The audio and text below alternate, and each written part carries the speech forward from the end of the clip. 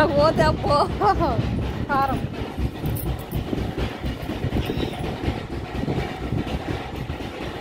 ఇది ఇట్లా కొట్టించుకునే మంచిగా ఉంటుందా కూరలు? హాయ్ ఫ్రెండ్స్, మనకే ఉన్నట్లు లేదు చూడు ఇది గిన్నె. ఇట్లా వెనకట రోకాళ్ళతో కొట్టినట్లుంది. కారపొడి బాగా టేస్ట్ ఉంటుంది అట. ఇది నేను కొద్దిగా తెచ్చుకోవాలి. నేనా నిన్న వచ్చిన, నిన్న పొద్దుగాల్లో వచ్చిన.